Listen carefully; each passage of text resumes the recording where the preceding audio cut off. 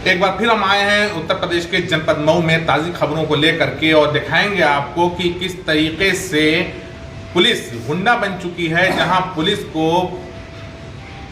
आम आदमी की सुरक्षा के लिए रखा गया है, वहीं आम आदमी जिसकी ना कोई पहुंच है ना कोई पकड़ है, ऐसे लोगों के लिए पुलिस एक अभिशाप बनती जा रही है।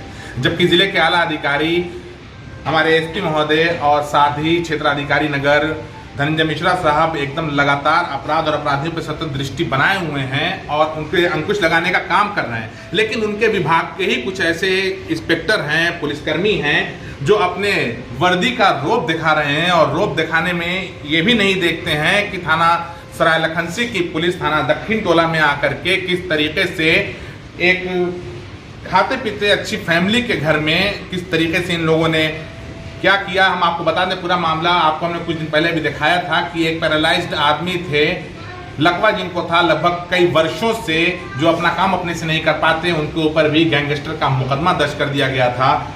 जो आदमी खाना नहीं खा सकता वो गैंगस्टर कैसे हो सकता है, ये भी एक सोचने वाली बात थी। खैर, इस समाचार को हमने प्रमुखता से दिखाया था, लेकिन उसके बाद भी पुलिस की यातनाएं और प्रताड़ना इस परिवार के प्रति कम नहीं हो रही है। आज की ताज़ी घटना है आज 9 नवंबर है और 9 नवंबर की आज ये घटना है। दोपहर की हमको जब सूचना मिली है तो लगभग 2 से 3 घंटे बाद हम यहाँ पहुँचे हैं। इन लोगों द्वारा बताया गया है कि पुलिस घर के अंदर घुसी है और काफ़ी सामानों के साथ तोड़फोड़ किया है। जो पेपर इन्होंने दिखाया उस पेपर को पुलिस ने फाड़ करके फेंक दिया। पूरे घर की स्थिति हम आपको दिखाएंगे कि बिल्कुल तहस नहस पुलिस द्वारा कर दिया गया है और ऐसा प्रतीत हो रहा था कि ये किसी आतंकवादी के घर में पुलिस घुसी हुई है और किसी बम की तलाश कर रही है। जिस तरीके से यहाँ पर किया गया है, यहाँ मौके पर आप देख सकते हैं भाजपा नेता घनश्याम गुप्ता जी भी मौजूद हैं और ये लोग अपनी समस्याएं उनको बता रही हैं। और फिलहाल हम आपको पूरे घर का एक बार जायजा कराते हैं पूरे घर का और यहाँ पर इनके साथ चलते हैं। आपका नाम क्या है? क्या नाम है आपका? मुनज़्ज़ा रफ़ी। तो आपका घर ही है जी। जब पुलिस यहाँ आई थी उस समय आप मौजूद थी जी। क्या हुआ पूरा मामला बताइए और पूरे घर का एक बार आप सर्वे कराइए। बिना किसी परमिशन के ना दरवाज़ा नॉक किया ना कुछ नहीं, डायरेक्ट अंदर आ गए वो लोग। 2 लेडीज और 5 जेंट्स थे। उन्होंने आकर पूरा चारों तरफ तोड़ फोड़ करी और इधर उधर के सामान फेंकने लगे तो हम लोग ने रोका तो उन लोगों ने कहा कि ज़मीन छोड़ दो। अच्छा, फिर? ज़मीन छोड़ दो नहीं तो यही होता रहेगा। लगातार दबिश डालेंगे, रोज आएंगे, रात में आएंगे, दिन में आएंगे, वारंट भी लेकर आएंगे। वारंट लेकर नहीं आए थे वो लोग। ये मुकदमा कहाँ दर्ज है आपका? थाना दक्षिण टोला में। अच्छा, और पुलिस कहाँ से आई थी? सराय लखनसी से। क्यों आई थी, कुछ वजह पता चलेगी? सराय लखनसी पुलिस क्यों आई, क्यों नहीं दक्षिण टोला की पुलिस आई? उन्होंने ये इसका कोई जिक्र नहीं किया कि हम क्यों आए। बस उन लोगों ने बस यही कहा कि जमीन छोड़ दो नहीं तो यही होता रहेगा और तुम लोग को भी ले जाएंगे तुम्हारी अम्मा के साथ। अच्छा, जैसे पुलिस घर में घुसी तो सिर्फ तोड़फोड़ किया या आप लोगों के साथ भी कुछ मिसबिहेव किया या कुछ? मैंने उनसे बात करने की कोशिश की तो उन्होंने हाथ उठाया। किसने उठाया? लेडीज कांस्टेबल ने। किसी ने रोका नहीं उनको? नहीं, किसी ने कुछ नहीं कहा, मैं खुद पीछे हट गई। अच्छा, यहाँ कितना देर तक पुलिस का ये आतंक चला? लगभग 10 मिनट। 10 मिनट तक ये चला।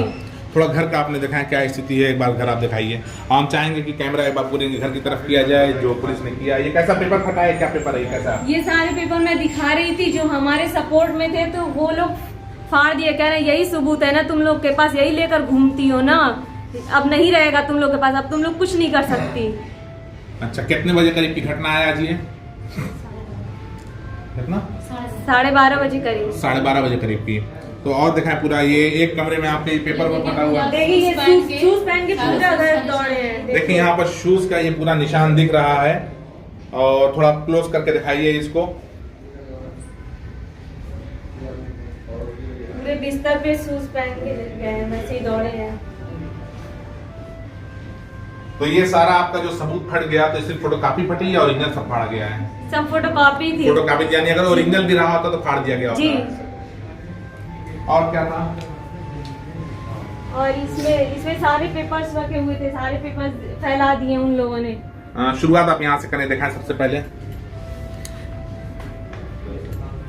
ये कमरे के अंदर की स्थिति है जहां पुलिस घुस करके देख सकते हैं कि सारा सामान फैला दिया है, काफी तोड़ फोड़ किया है। सामने कंप्यूटर, ये कंप्यूटर है क्या है ये सामने? जी कंप्यूटर है। थोड़ा करीब चले, हाँ कंप्यूटर की स्थिति दिखाते हैं कि देखिए किस तरीके से कंप्यूटर वगैरह को भी तोड़ फोड़ किया गया है, तमाम चीजों को तहस नहस कर दिया गया है और इनका जुर्म नहीं मालूम है कि आखिर क्या जुर्म है और क्यों ऐसा किया जा रहा है। ये आपको घर के कमरे के अंदर की स्थिति दिखा रहे हैं हम आपको। और ये लोग कोई आतंकवादी नहीं हैं, एक आम नागरिक हैं जो अपनी व्यथा को बता रहे हैं, लेकिन उनकी व्यथा प्रशासन सुनने के लिए तैयार नहीं है, जिस वजह से ये सब हो रहा है। और आगे की स्थिति हम आपको दिखाएंगे। घर में और दिखाएं कहाँ क्या पुलिस वाले घुसे थे। अच्छा, इस बगल में एक तीसरा कमरा, ये अब तीसरे कमरे में हम चलते हैं। इस कमरे में पता नहीं क्या ढूंढ रहे थे, कबर्ड से सारे सामान गिरा रहे थे। अच्छा, तो यहाँ से कोई सामान लेकर भी गए हैं या कि सिर्फ सामानों को गिराया गया है और तहस नहस किया गया है? सिर्फ सामानों को गिराया गया, कुछ लेकर नहीं, कुछ लेने गए हैं। और आप लोगों के साथ मिसबिहेव किया गया है। हमने रिकॉर्डिंग करने की कोशिश की, हाँ। रिकॉर्डिंग करी भी तो उन लोगों ने मेरा फोन छीन लिया, कह रहे तुम पुलिस की रिकॉर्डिंग बनाती हो, तुम सबूत इकट्ठा करती हो हम लोग के खिलाफ। जेंट्स सिपाही थे, उन्होंने मेरा फोन जबरदस्ती मेरे हाथ से छीन लिया। मैंने उनसे बहुत लेने की कोशिश की, कह रहे तुम हमारे खिलाफ सबूत इकट्ठा करती हो, कोई सबूत नहीं रहेगा कि तुम हमारे खिलाफ कोई कार्रवाई करो। पुलिस वाले जा रहे थे, यहाँ से वापस हुए हैं तो कुछ वार्निंग दे के गए, कुछ कह के गए, कुछ बताया? बोले कि वो जमीन छोड़ दो और उसके खिलाफ कोई कार्रवाई मत करो, कोई एप्लीकेशन मत डालो और थाने पुलिस में कोई इंटरफेयर मत करो। नहीं तो फिर तुम लोग को जेल भेज देंगे और तुम लोग को मारेंगे पीटेंगे भी और घर पूरा गिरा देंगे, सारा सामान ले जाएंगे। यानी उसी का नमूना अब आपको हम दिखाएंगे यहाँ पर कि जैसा उन्होंने वार्निंग दिया है, उस वार्निंग का एक छोटा सा नमूना इस घर में तखड़ बखड़ करके, मतलब ऐसा कोई जाहिरी नुकसान नहीं है, बस छींट उठ करके गए हैं। ये एक समझिए बानगी दे करके गए हैं कि भविष्य में इससे भी बुरा इस परिवार के साथ ये कर सकते हैं। अब सवाल ये उठता है कि जिस परिवार में मात्र लड़कियां हैं और नाबालिग बच्चे हैं, ऐसे परिवार में पुलिस घुस करके दिन दहाड़े यातनाएं कर रही है, जबकि इनके विरुद्ध ये जो लड़कियां हैं, इन लोगों के विरुद्ध कोई आपराधिक मुकदमा नहीं है, ना इन लोगों को कोई मामला, लेकिन उसके बाद भी इनको प्रताड़ित किया जा रहा है, संविधान की धज्जियां उड़ाई जा रही हैं। लेकिन हम उम्मीद करते हैं कि हमारे जिले के जो आला अधिकारी हैं, हमारे एसपी सुशील भुले साहब और सीओ सिटी धनंजय मिश्र साहब, इस प्रकरण को गंभीरता से देखते हुए और इस पीड़ित परिवार को न्याय दिलाने की पूरी कोशिश करेंगे और उम्मीद है इस परिवार को न्याय मिलेगा भी। अब ये एक आखिरी रूम था या और भी कहीं कुछ किया है इन लोगों ने? नहीं, किचन में क्या? किचन जरा दिखाइए।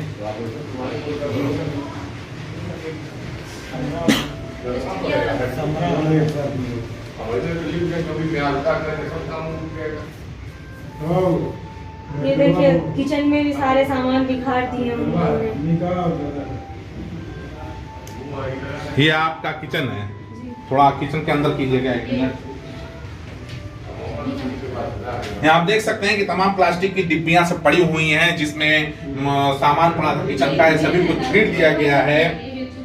किचन में भी काफी नुकसान किया गया है और ऐसा प्रतीत हो रहा है कि वास्तव में किसी आतंकवादी के घर कोई बम ढूंढने के लिए पुलिस आई थी। है यह भी एक जांच का विषय। और यहाँ हमारे बीच में भाजपा नेता घनश्याम दास गुप्ता जी मौजूद हैं और इनसे हम जानना चाहेंगे कि पूरा मामला क्या है। इसमें जो प्रार्थना पत्र दिया गया है, इसमें एक लेटर पैड घनश्याम दास गुप्ता जी का भी मौजूद है और हम चाहेंगे कि थोड़ा सा नेताजी आप ये बताएं कि क्या पूरा मामला है और क्या आपने लेटर पैड पे लिख के दिया था? मैंने ये मामला शुरू हुआ हाँ आराजी नंबर 167/1 154 करीब से जी, एक ताना बाना कमेटी के नाम से चल रहा था जी, जो सामाजिक होता है। यहाँ की मुस्लिम रीति रिवाज से जानते हैं, पहले ताना बाना चलता था जी जी। तो इसमें कुछ लोग जो हैं भूमि माफिया, कुछ लोग बीच में आके, कुछ मोहल्ले के लोग बीच में करके एग्रीमेंट करा के उसको बेचने लगे और साजिदन के तहत इनके परिवार के ऊपर, अबू रफ़ी आज़मी के परिवार के ऊपर एक FIR उन्होंने कराया जो निहायत ही गंदा और गलत। अच्छा, यानी आप बात रहे हैं कि फर्जी FIR? एकदम फर्जी था। ठीक, क्योंकि पहले से ही जी, जिस चीज़ का मुकदमा पहले से दीवानी चल रहा हो उस या पे क्रिमिनल मजिस्ट्रेट केस, क्या मतलब ये सिविल मैटर चल रहा था, हाँ। उस सिविल मैटर को क्रिमिनल किया क्रिमिनल गया। कर दिया। जी उसके बाद उसमें ये मामला आया, हमारे सामने आया, तो हमने कहा कि ठीक है, और वो FIR 419/20 के तहत कर दिया गया।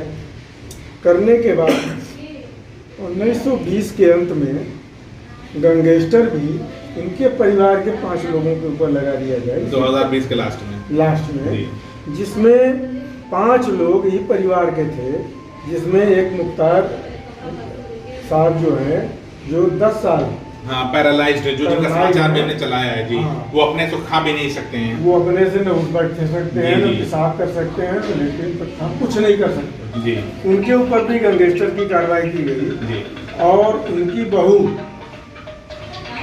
हसीना अबू रफी की बीवी के ऊपर भी गैंगस्टर लगाया गया, जो वो भी पैरालाइज है, वो रीढ़ की हड्डी उसकी है, वो भी चल फिर नहीं पाती। अच्छा उनका भी मेडिकल है, ये सारे मेडिकल हैं, जी ये सब कुछ है। देखिए ये मेडिकल है हसीना जी, के, ये मुख्तार साहब के मेडिकल हैं, इसमें स्पष्ट लिखा हुआ है कि जी जी 10 ईयर्स मतलब 15 जी, जी, 10 से जी। 15 साल से ये चल फिर रही जी है। ये सारे कागजात हैं। ठीक ठीक ये सब हुआ तो मैंने माननीय मुख्यमंत्री और माननीय प्रधानमंत्री को मैंने पत्र लिखा, उसका जवाब आया।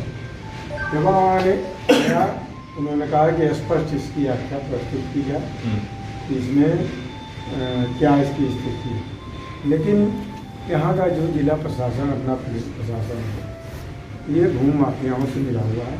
अच्छा, आपके हिसाब से ये प्रशासनिक लोग जो हैं भूमाफियाओं से इनका तालमेल है? तालमेल है, और वो सही रिपोर्ट नहीं दे रहे हैं, प्रेषित नहीं कर रहे हैं ऊपर के अधिकारियों को, ऊपर के प्रधानमंत्री या मुख्यमंत्री या गृह सचिव या गृह सचिव को या गृह प्रमुख सचिव को, किसी को प्रेषित ये नहीं कर रहे हैं। इसके तब अभी मेरे पास 20 लेटर होगा, मैं आपको दिखा दूंगा, मेरे पास आता है जवाब उसका। जी जी 20 लेटर इसका होगा।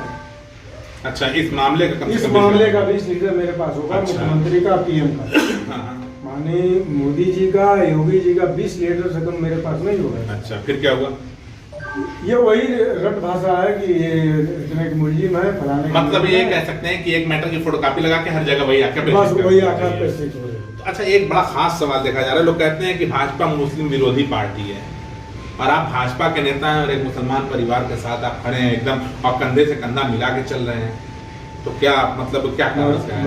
मैं कारण ये है कि जो सूत्र है मोदी का, जी। सबका साथ सबका सबका विकास, विकास, एक सूत्र वो है मेरे अंदर। जी। दूसरा ये है कि मेरा संबंध भी इनसे आज का नहीं है, बहुत पुराना है। ये सामाजिक लोग हैं, जी सामाजिक कार्य करते हैं लोग, चाहे अबू भाई हो, चाहे मुख्तार उनके पिताजी रहे हों, उनके भी दादाई करते हैं जो मुख्तार दादा रहे हों, चाहे वो, ये सामाजिक, हमेशा सामाजिक कार्यों में ये लोग लिप्त रहते हैं।